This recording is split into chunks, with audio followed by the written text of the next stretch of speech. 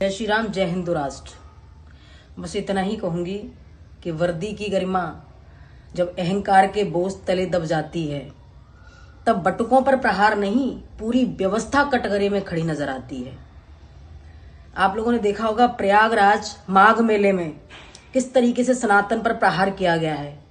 बटुकों को इस तरीके से खींचना, उनकी चोटियां पकड़ना और उनको खींच खींच कर थानों में ले जाना, वहां उनके कपड़े उतारना, उनके चोटियां खींच के अपमानित करना।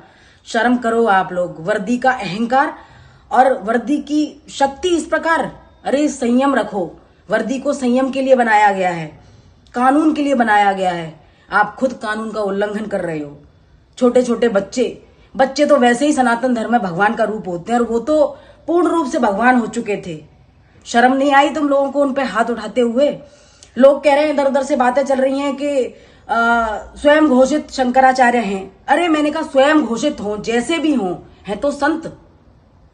सनातन धर्म में माघ मेले में संत का अपमान, वो स्वघोषित हैं, उनका सुप्रीम कोर्ट में मामला चल रहा है। हमारा कोई लेना देना नहीं है इस चीज से, लेकिन हमारे लिए वो संत हैं।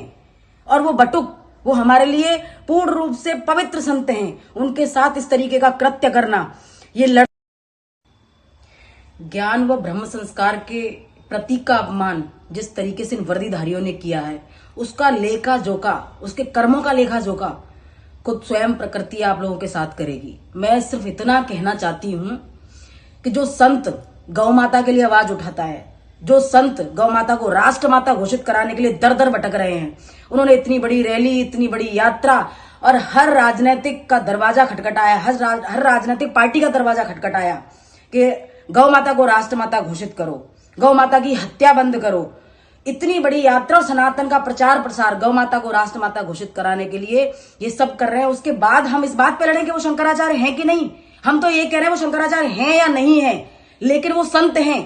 वो सनातन की बात कर रहे हैं, वो गौ माता की बात कर रहे हैं, तो हमारे लिए वो संत हैं।